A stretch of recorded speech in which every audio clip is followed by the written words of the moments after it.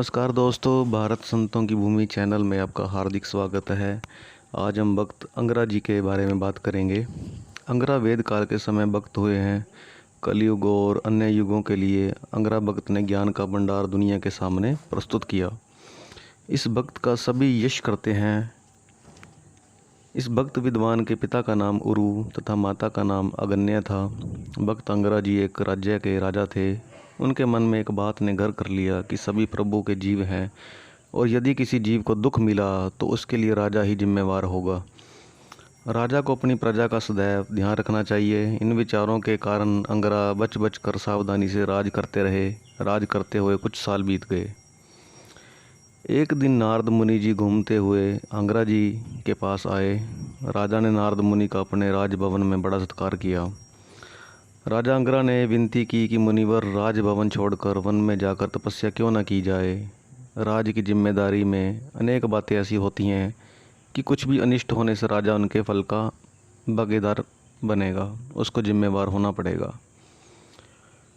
उन्होंने कहा कि मैं ताप करके देवलोक का यश करना चाहता हूँ।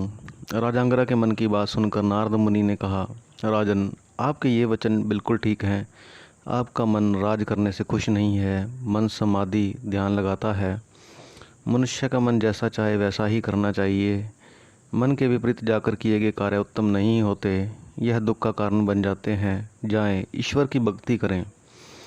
देवर्षि नारद जी के उपदेश को सुनकर अंगरा का मन और भी उदास हो गया।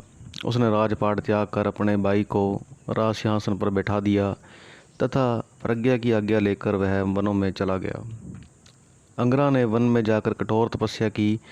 भक्ति करने से ऐसा ज्ञान हुआ कि उसके मन में संस्कृति की, कविता रचने की उमंग जागी। उसने वेद पर स्मृति की रचना की। 17वीं स्मृति आपकी ही रची गई है।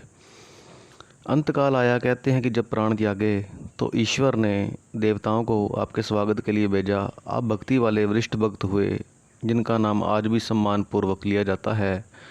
परमात्मा की भक्ति करने वाला सदा अमर हो जाता है। धन्यवाद दोस्तों। भक्त अंगरा जी के जीवन से संबंधित ये वाक्य अच्छा लगे तो चैनल को लाइक करें, सब्सक्राइब करें, शेयर करें। हम जल्द हाजिर होंगे अपने अगले वीडियो के साथ।